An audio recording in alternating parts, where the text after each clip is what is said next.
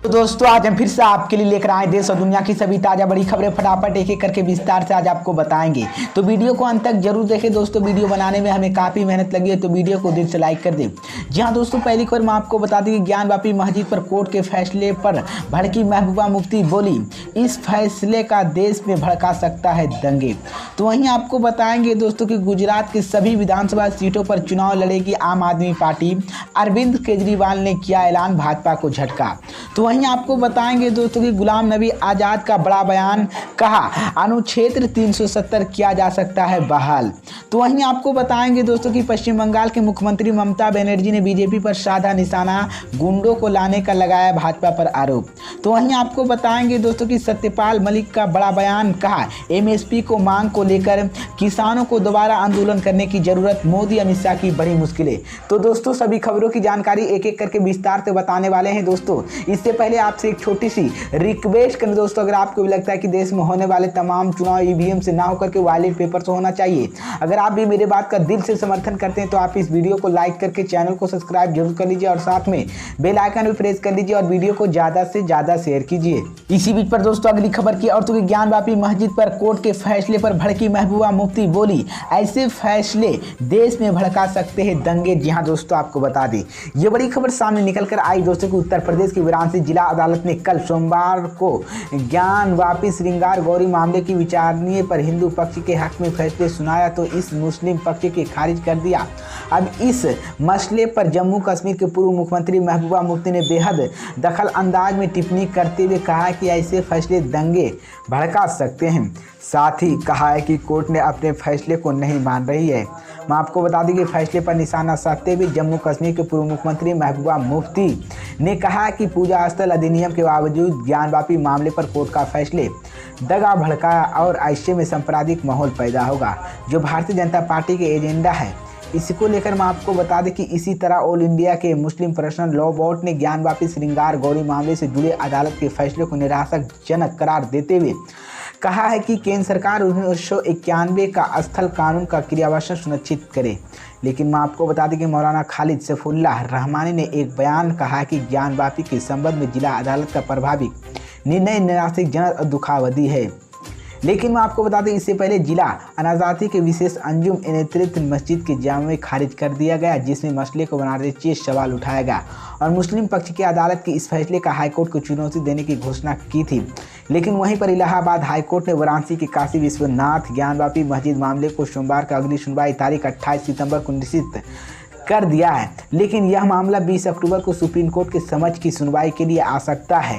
मैं आपको बता दें कि सुप्रीम कोर्ट में बड़ा फैसला सुना सकता है जिस जुलाई में मैं आपको बता दें मामले की सुनवाई के दौरान इस तारीख की तय की गई थी। सुप्रीम कोर्ट ने गत 20 मई को ज्ञानवापी मस्जिद को लेकर हिंदू श्रृंखलाओं की याचिका के मामले के जटिल मद्देनजर वाराणसी की सिविल की थी। इसी बीच तो ये बड़ी अपडेट है दोस्तों। इसी बीच पर दोस्तों अगली खबर क्या होती है कि गुजरात के सभी विधानसभा सीटों पर चुनाव लड़ेगी आम आदमी पार्टी।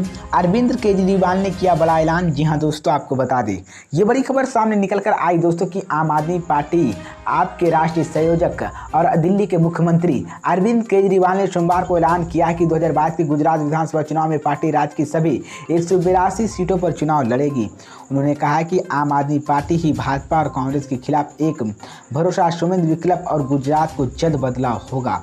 केजरीवाल ने सोमवार को अहमदाबाद को कहा था कि आप गुजरात के 2022 की विधानसभा चुनाव की सभी सीटों पर अपने प्रत्याशी उतारेंगे। आप कार्यालय के उद्घाटन से पहले ही एक आदर्शता सम्मेलन को संबोधित कर रहे हैं। केजरीवाल ने कहा कि आप गुजरात की सीतामढ़ी भाजपा और विपक्षी कांग्रेस के खिलाफ एक भरोसेमंद विकल्प है। उन्होंने कहा कि गुजरात के लोग सोचते हैं कि अगर दिल्ली में बिजली फ्री पानी हो सकता है तो यहाँ क्यों नहीं। इस तरह अस्पतालों की भी हालत है, यहाँ पर 70 साल से नहीं सुधर रहे, लेकिन अब चीज़ें बदलेगी। केजरीवाल ने कहा कि आज गुजरात के जो हालत है वो बीजेपी और कांग्रेस की सरकारों की कारस्तानी है। पिछले 27 सालों की गुजरात की पार्टी सरकार है, लेकिन पिछले 27 सालों इन दोनों पार्टियों की दोस्ती कहनी पड़ी। इससे पहले भी गुजरात के वरिष्ठ पत्रकार इमरदुल्ला ने गढ़वी दिल्ली के मुख्यमंत्री अरविंद केजरीवाल मौजूदा पार्टी शामिल हुए थे। केजरीवाल आज अपने एक दिवसीय दौरे अहमदाबाद पहुंचे हैं। अरविंद केजरीवाल ने कार्यकर्ताओं से मुलाकात करते हुए आपके प्रदेश कार्यालय के उद्घाटन करेंगे। इसी बीच तो ये बड़ी अपडेट है दोस्तों, अरविंद केजरीवाल ने गुजरात की सभी विधानसभा सीटों पर चुनाव लड़ने का ऐलान कर दिया, जिसके बाद भाजपा को ये बड़ा झटका लग सकता है। तो ये बड़ी अपडेट है दोस्तों। इसी बीच पर दोस्तों अगली खबर का तो गुलाम नबी आज़ाद का बड़ा बयान, कहा अनुच्छेद 370 किया जा सकता है बहाल। जी हाँ दोस्तों, आपको बता दें ये बड़ी खबर सामने निकल कर आई दोस्तों कि जम्मू कश्मीर के पूर्व सीएम गुलाम नबी आज़ाद ने बुधवार को अनुच्छेद 370 को लेकर बड़ा बयान दिया है। पूर्व कांग्रेस नेता कहा कि अनुच्छेद 370 को फिर आ सकता है और कहा है कि अब मोदी साहब चाहे तो जैसे ही उन्होंने किसका कानून पर किया गया है, फिर संसद में 2/3 बहुमत हो गया और 370 दोबारा मिल सकता है। 370 को लेकर एक रास्ता सुप्रीम कोर्ट का भी है। उन्होंने पीसी दौरान कहा कि मुझे भरोसा, किसी भी मीडिया बोलने को कहा कि अपनी असल बात आधे घंटे के बाद शुरू की जाए। मैंने कहा कि सभी जहाज़ों को देखने के वो धीरे धीरे चलता है और पॉलिटिकल्स बात कहती है। लेकिन मैं आपको बता दें, गुलाम नबी आज़ाद ने कहा कि मीडिया के आप सब लोग बहुत शुक्रिया, केरल में मेरे कैप्टन पेपर आए, इसका मतलब मुझे सुनते हैं और मेरे पूरे हिंदुस्तान मीडिया पर खुश है। कांग्रेस छोड़ने पर भी लिखा है कि हमने धोखा, कांग्रेस सुधारने की तैयार नहीं है, हमने नेशनल पार्टी बनाएंगे, लेकिन उससे पहले भी हम राजनीति पटल के रूप में स्थापित क्यों हैं। कांग्रेस के अलग होने के बाद गुलाम नबी आज़ाद ने कहा कि हर इस साथ में कहा कि कम विशेष दर्जा और झूठे पार्टी की वादा करेंगे। गुलाम नबी आज़ाद ने कहा है कि जब जम्मू कश्मीर के विशेष दर्जा बात आती है तो वो कुछ वादा नहीं कर सकते हैं। इसी बीच तो ये बड़ी अपडेट है दोस्तों। इसी बीच पर दोस्तों अगली खबर की ओर तो पश्चिम बंगाल के मुख्यमंत्री ममता बनर्जी ने बीजेपी पर साधा निशाना, बोले गुंडे लाने का भाजपा पर लगाया आरोप। जी हाँ दोस्तों, आपको बता दें ये बड़ी खबर सामने निकल कर आई दोस्तों कि बीजेपी ने मंगलवार को पश्चिम बंगाल की ममता सरकार के कथित भ्रष्टाचार के खिलाफ बड़ा अभियान चलाया था। इस दौरान प्रदर्शनकारियों की पुलिस के साथ झड़प भी हुई थी। पश्चिम बंगाल की सीएम ममता बनर्जी ने इस प्रदर्शनकारियों को लेकर बीजेपी पर निशाना साधा और रैली में गुंडे को लाने पर आरोप लगाया। सीएम ममता बनर्जी ने कहा कि बीजेपी अपनी 13 सितंबर की रैली के लिए बंगाल के बाहर से बसे को लेकर गुंडे को लेकर आई हिंसक बीजेपी प्रदर्शनकारियों को पुलिस गोली चला सकती है और लेकिन सरकार ने शायद बना सकती है। लेकिन मैं आपको बता दूं कि कोर्ट ने 19 सितंबर को रिपोर्ट जमा करने का समय दिया है, लेकिन कोलकाता हाई कोर्ट के 9 मार्च से हुए बवाल को लेकर राज्य में कोई सभी रिपोर्ट मांगी है।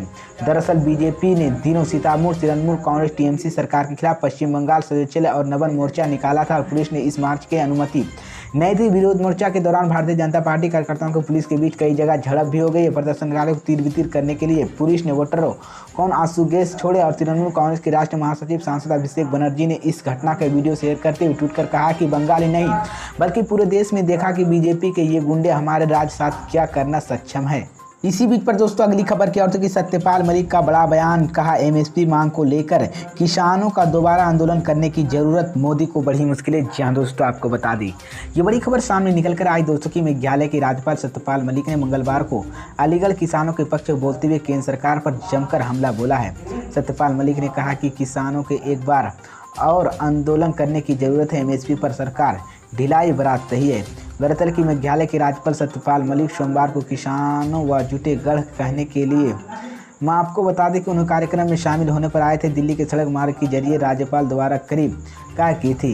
वहीं पर एमएसपी लागू किए जाने को लेकर केंद्र सरकार को घेरते हुए राज्यपाल ने कहा कि किसान का अगर डेटे तो मांग जरूर पूरा की हो जाएगी।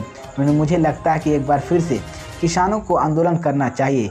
प्रधानमंत्री जो निवेदन किए थे वो किसानों की मांग पूरी कर दे, क्या फ़ायदा फिर लागू करेगा जब लड़ाई हो जाएगी। कांग्रेस की पदयात्रा सवाल पर कहा है चुनाव भी तो जीत जाते, पदयात्रा निकाले उनका अधिकार है। इसी बीच तो ये बड़ी अपडेट है दोस्तों, सत्यपाल मलिक ने एक बार फिर से बड़ा बयान दिया है और कहा है कि किसानों को फिर से दोबारा आंदोलन करने की ज़रूरत है, जिसके बाद मोदी अमित शाह की मुश्किलें बढ़ गई है।